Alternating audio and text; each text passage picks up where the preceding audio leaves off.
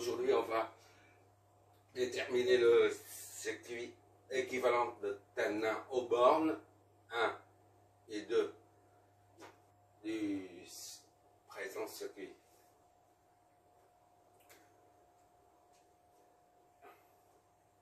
Le circuit équivalent de Thevenin, un rappel,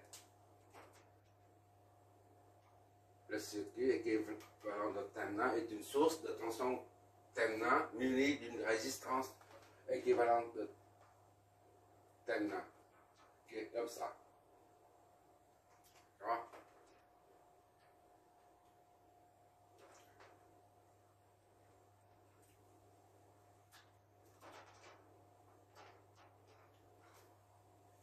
On doit transformer ce circuit en ce circuit. Pour ça, on doit déterminer la résistance équivalente de Thevenin avant, puis après on détermine ça.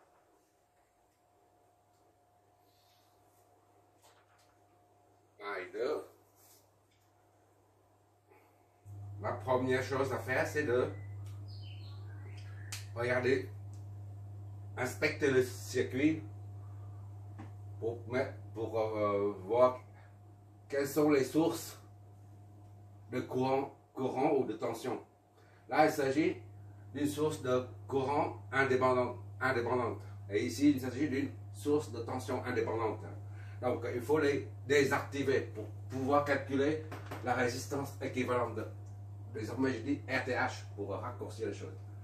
Pour déterminer RTH, on doit désactiver les sources de tension et de courant. Comme d'habitude, comme dans l'exercice 1, pour désactiver la tension aux bornes d'une source de tension, c'est-à-dire pour rendre cette source de tension nulle, il suffit de câbler ici un conducteur. Il suffit de relier ici à là un conducteur. Et tous ces points-là sont au même potentiel. Donc il n'y aura plus de potentiel, différence de potentiel. Puisque là, c'est le même conducteur. Donc, tous ces points sont au même potentiel. C'est la raison pour laquelle il n'y a pas de différence de potentiel à ce niveau-là. Donc, VB devient 0, tout simplement. Désactiver une source de tension signifie court-circuiter la source de tension via un fil électrique. Voilà, il suffit de la court-circuiter. D'accord? Tandis que pour désactiver une source de tension, c'est faire de sorte qu'il n'y a plus de tension, d'accord, aux bornes. Et là, pour désactiver une source de courant, il faut faire de sorte qu'il n'y a plus de courant qui passe dedans. D'accord? Si il y a un courant ici, pour l'instant, il est là. Pour désactiver cette source,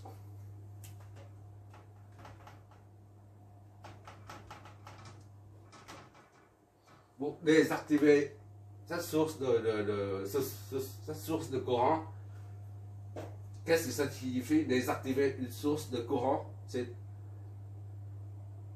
de faire de sorte qu'il n'y a plus de courant qui sort qui circule dans cette branche-là. D'accord? Et il sort ici.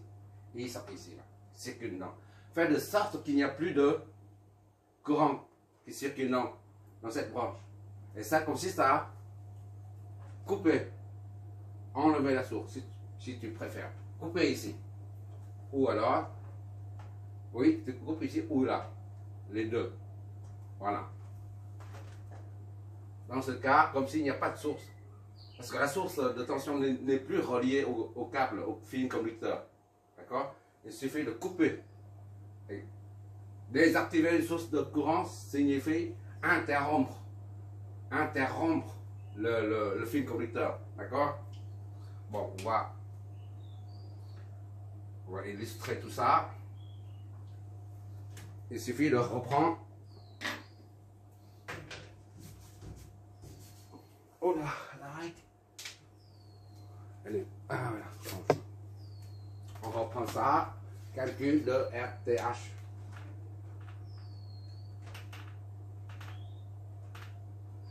RTH, voilà. On reprend le circuit là.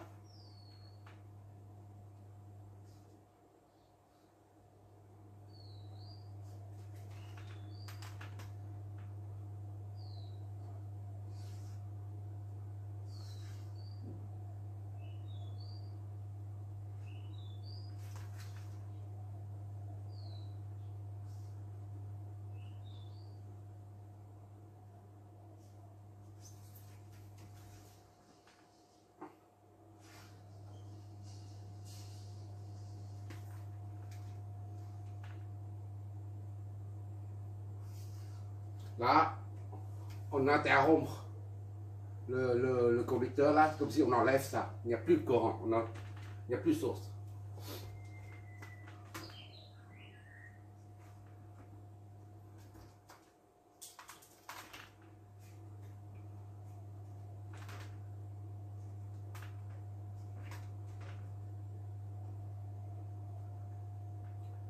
Et ici, pour désactiver cette source, on la court-circuite. D'accord? Court-circuité. Voilà, il n'y a plus de différence de potentiel. Aux bornes, c'est le même potentiel. Tout ça, c'est le même potentiel. Il n'y a plus de différence de potentiel. Ça, c'est une différence de potentiel. R1, R2 là. R1. D'accord? Donc, on remet là le 1 ici. Le nœud 1, disons. Le 2. Maintenant, il faut trouver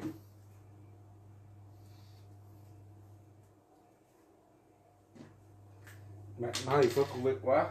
Il faut trouver RTH aux bornes 1, 2, TH et puis VTH après, d'accord? On verra VTH après. Bon, on y va. Ça, la résistance aux bornes 1. La résistance RTH aux bornes 1 et 2. RTH. Ça, c'est en parallèle. Les deux en parallèle. Le produit sur somme. D'accord? Est égal à 30 fois 60 sur 30 plus 60. D'accord? RTH est égal à calculatrice là. 20. C'est 20.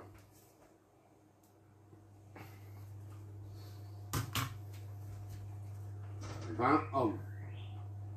RTH est égal à 20 ohms. Maintenant, pour calculer, là, à présent on connaît là.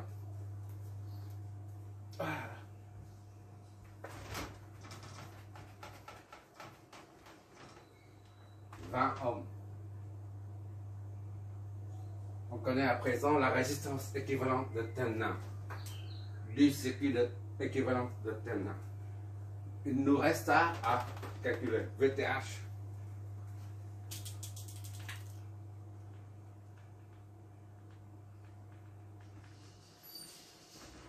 Voilà.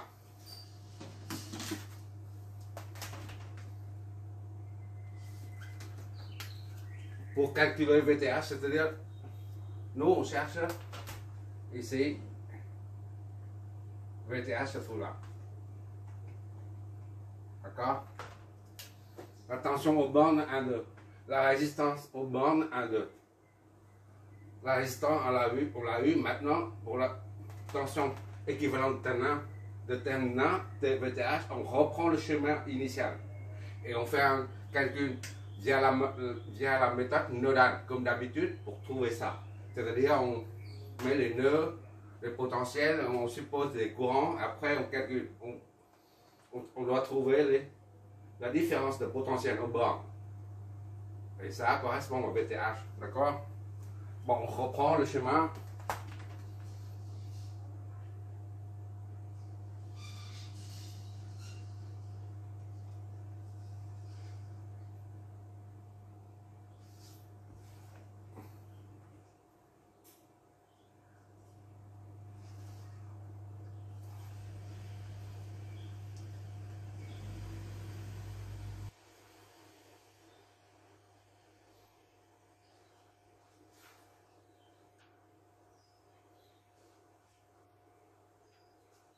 suffit de reprendre le chemin.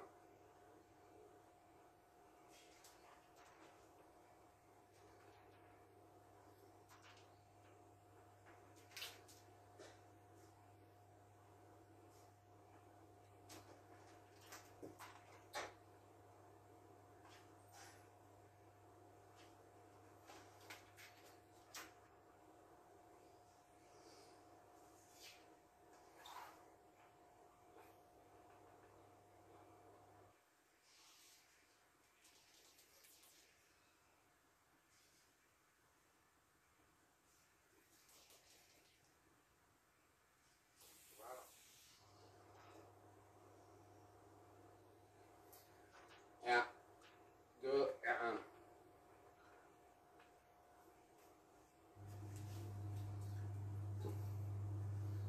Oh, et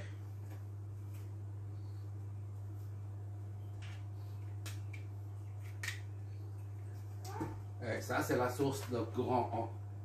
On la remet. IA.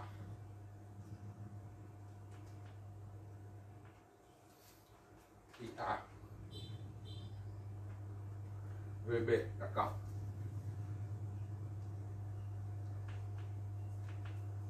Deux ampères.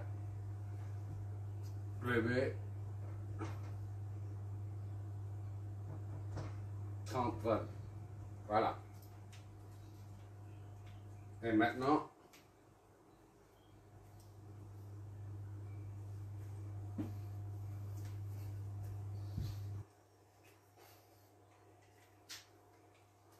ça c'est 1, 2.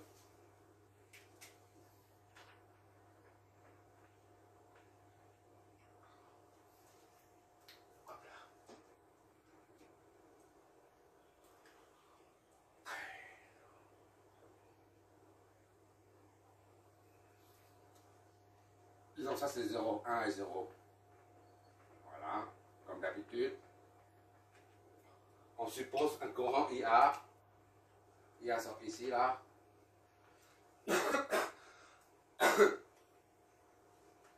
IA obligatoirement ici. IB qui sort d'ici. IB. D'accord? Et enfin, ici, ça, longtemps ici, là, ça sort d'ici. Et 1.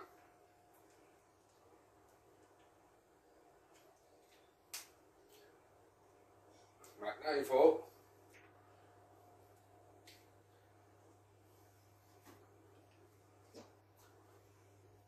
les flèches de tension, source de tension, source de courant, c'est dans le même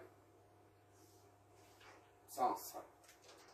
Et source de tension, c'est dans le même sens. Là, c'est source de... ça, c'est un récepteur. Dans le sens contraire, sens opposé. Ça, c'est un élément récepteur. C'est dans le sens opposé. Les deux s'opposent. Voilà. Maintenant, on va nommer. Ça, c'est V1.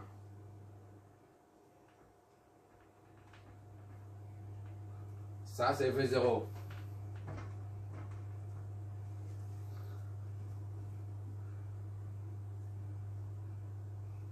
Ou 2, hein, 1 et 2. On doit remettre le 2 ici. 2 ou 0, c'est la même chose. Hein. 1 et 3 ici.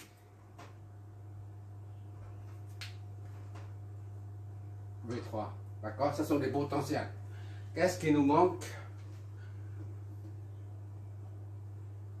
Qu'est-ce qui nous manque?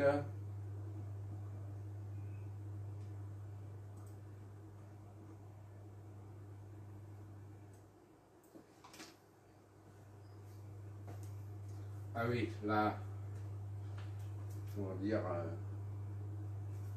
V1,2. V1,2. Idem ici, V1,2. 1, 2.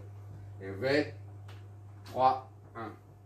Ici, c'est V3, 2. Ou V3, 0. 1, 0 ou 1, 2, c'est la même chose. Hein? garage.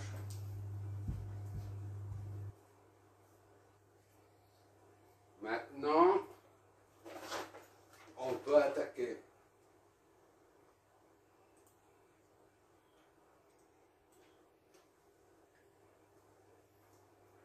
On prend ici les 12.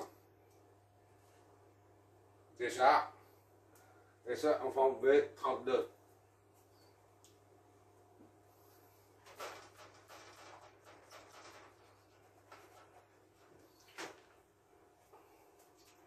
V32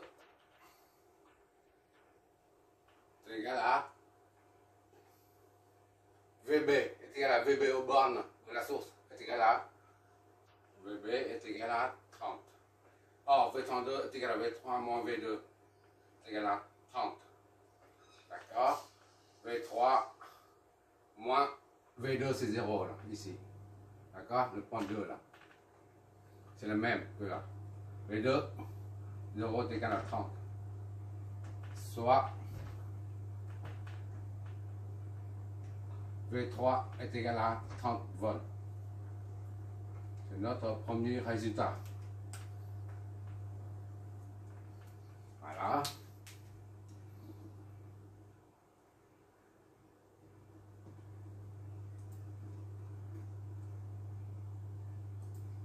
Maintenant,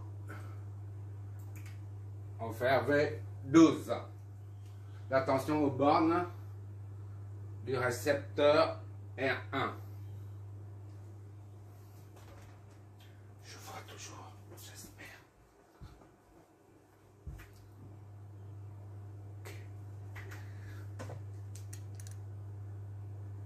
Ok, je vois. V12 est égal à R1 fois I1. Or, V12 est égal à V1 moins V2 est égal à R1 I1. Soit I1 est égal à V1 moins V2 sur R1. Voilà. Or, R2 c'est à ce niveau, c'est 0 volts. D'accord? C'est un point de référence 0 volts. J'ai oublié ça, de mettre ça, ou bien mettre en évidence le niveau 0 volts. I1 est égal à V1. V1, V1, V1 est inconnu. Donc on garde moins 0 sur R1. R1 c'est 30. Donc I1 est égal à V1 sur 30. Notre première équation.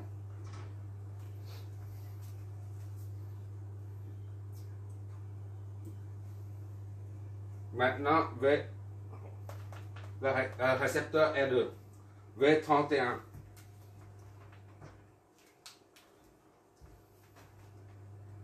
V31 est égal à R2 fois IB. IB. V31 est égal à V3 moins V1. R2, I2. IB. IB est égal à V3 moins V1 divisé par R2. IB est égal à V3, c'est connu, 30 volts, on remplace dedans moins V1, inconnu, sur V1, on ne connaît pas encore, d'accord? Comme tout à l'heure. On garde, on le garde. Sur R2, R2 c'est 60. C'est notre deuxième équation, en fonction des potentiels.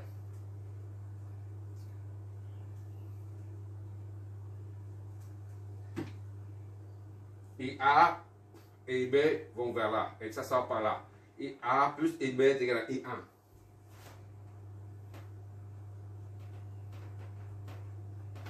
I1, d'accord? On remplace là-dedans, IA c'est 2 ampères. Plus IB, c'est ça. 30 moins quelque chose. prend place là-dedans. 30 moins V1 sur 60 est égal à I1. I1 c'est ça. On injecte ça dans cette équation. V1 sur 30. Bon, maintenant on va résoudre ça. C'est le dénominateur commun, c'est 30. D'accord? 60. 60 divisé par 1, 60, 120. Plus 30 moins V1 est égal à 2 V1.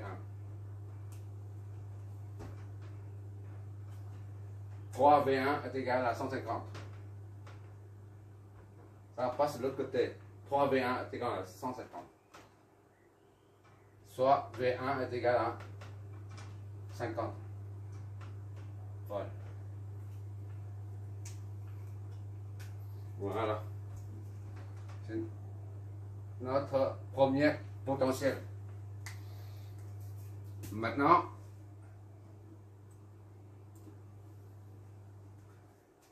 on va trouver le deuxième potentiel.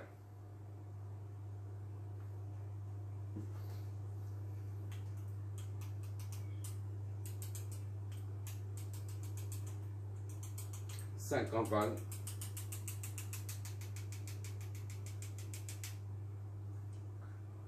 On n'a pas besoin de ça, c'est 1. Ça y est. Maintenant, V12.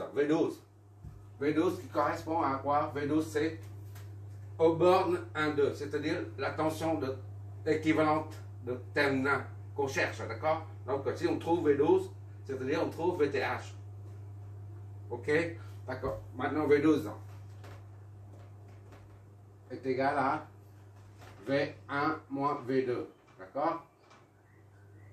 Est égal à V1 c'est 50 moins V2 c'est 0. V2 c'est potentiel au point 2, c'est-à-dire le potentiel au point 0. Donc V12 est égal à 50 volts.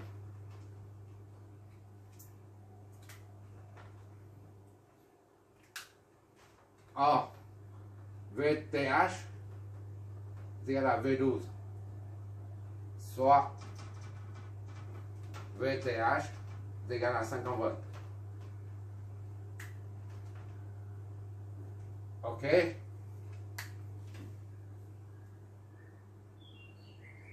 Donc, on l'a trouvé ici. On va le mettre ici. Notre circuit équivalent de Telna est bien ici 1, 2. RTH est égal à combien on a trouvé? 20 tonnes. Et la tension équivalente de Telna est 50 ohms. D'accord? La tension, on peut mettre ici ou là, puisque le circuit est à vide, il n'est pas en charge. Si on raccorde, le TH revient ici. Bon, maintenant il faut contrôler pour voir si ce circuit correspond bien, ce circuit là, entre 1 et 2 correspond bien au circuit ici là, entre 1 et 2. Pour ça, il faut injecter un courant dedans. Ici, on va injecter un courant. Ici, on va injecter un courant. Voilà, on va injecter une source de tension ou de courant. On met ici, on va injecter dedans un courant. D'accord? On met une source de tension ou de courant et on relie les bandes 1 et 2. C'est-à-dire, on injecte un courant là-dedans. Ici, c'est pareil. On fait une source de tension, on prend une source de tension ou de courant, on injecte dedans un courant. Et si les deux courants ont la même intensité, cela signifie que ce circuit est bien équivalent à celui aux bornes 1, 2. D'accord? Bon, maintenant, on va vérification.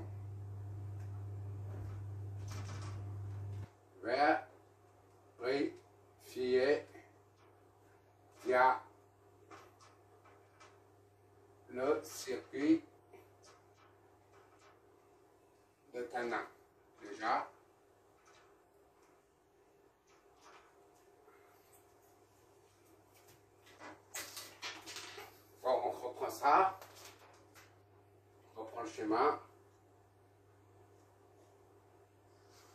Voilà. Et on injecte dedans.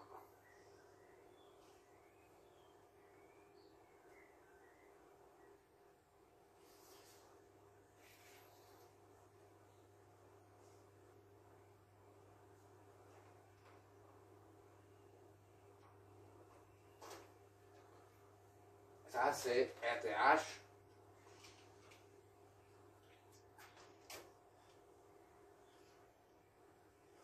Voilà. Pour injecter dedans, on utilise une source, soit une source de courant, soit une source de tension. Je préfère une source de tension. Ça dépend des cas. Hein. Quand on verra au fur et à mesure qu'il arrive qu'on utilise une source de tension pour injecter un courant dedans directement.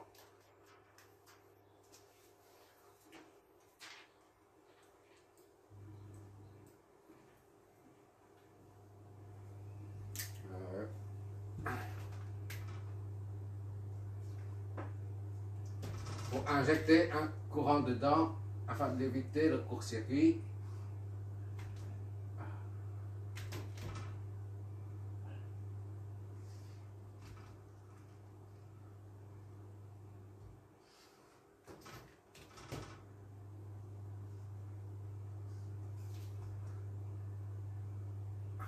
Ça,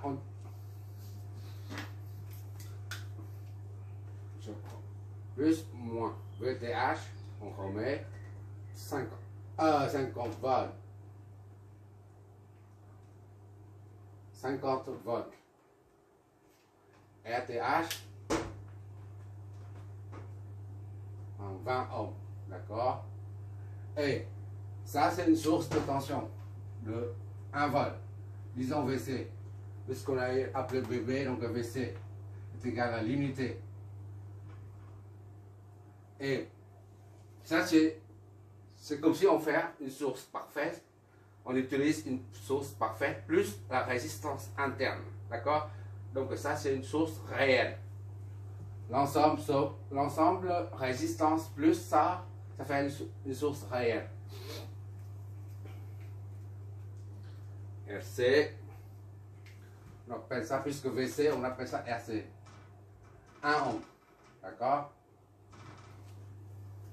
Donc on va appeler aussi IC. Ou I tout court. I. On injecte un courant I dedans. On remet là 1 et 2. 2 volts. Le courant I là-dedans, entre là-dedans.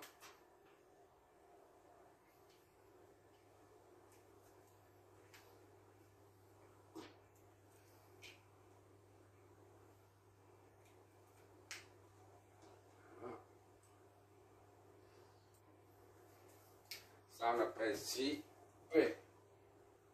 On note tous les potentiels P ici. Et 1, on l'a déjà. On met ici, disons, K, par exemple, K. Pourquoi pas?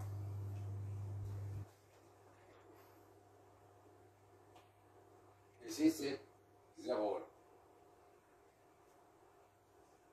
Voilà, c'est la masse. Maintenant, il faut les flèches de tension.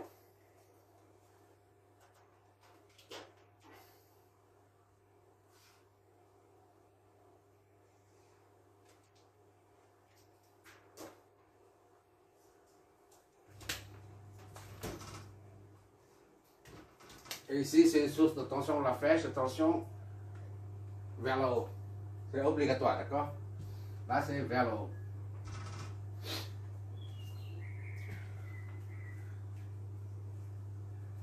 Ça, c'est un récepteur. Donc, les flèches s'opposent.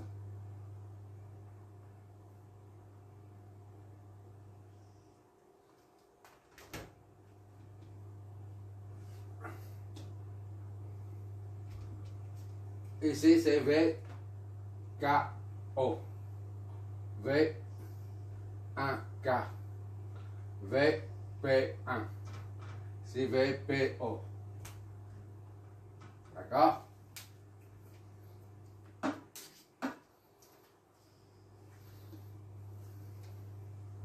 On va tout de suite ici, c'est... On va attaquer tout de suite.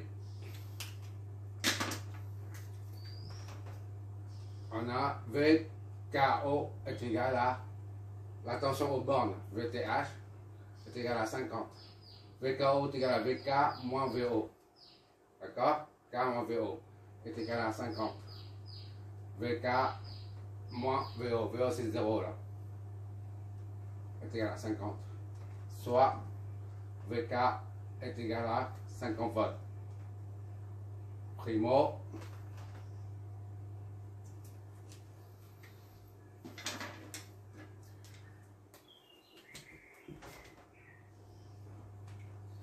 Ici, c'est idem.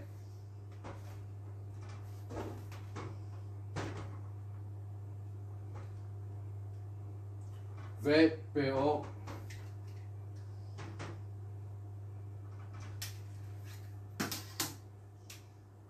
est égal à VC. VPO égale VC. V est égal à 1 volt. 1 volt, VP moins VO est égal à 1. VP moins V0 c'est 0 est égal à 1. Donc VP est égal à 1 volt. D'accord? Le potentiel ici, là, et là, sont connus maintenant.